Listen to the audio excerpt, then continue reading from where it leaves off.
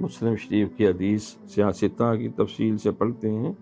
حضرت ابو ہریرہ رضی اللہ تعالیٰ سے روایت کہ قیامت کے دن اللہ کی بارگاہ میں ایک سخی پیش ہوگا تو اللہ نعمتوں کا ذکر کریں گے، وہ اپنی سخاوت کا ذکر کرے گا۔ اللہ فرمایا تھا یہ ٹھیک ہے، لیکن تیرے دل میں اللہ کی رضا نہیں تھی، تیرا قلب پاک نہیں تھا، میرے پاس تیرے لیے کچھ نہیں، جو چاہتا تھا دنیا میں وہ مل گیا۔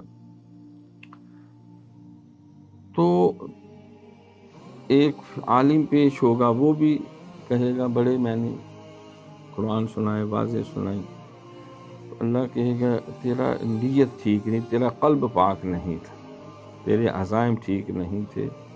شہید پیش ہوگا، اس کو بھی جہنم میں جھونک دیں گے، اسی لیے کہ اس نے بھی ماز مال غنیمت اور دنیا داری کے لیے۔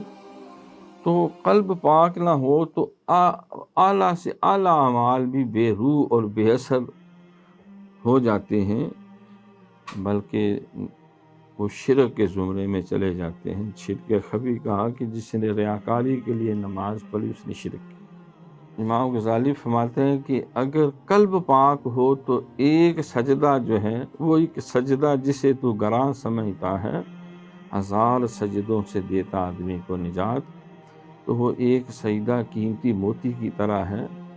اور اگر قلب پاک نہیں تو چاہے بہت پہاڑ جتنی نیکیاں ہوں تو صرف مٹی کا پہاڑ ہے، تو جیسا مٹی کی کوئی قیمت نہیں ایک موتی کے مقابلے میں۔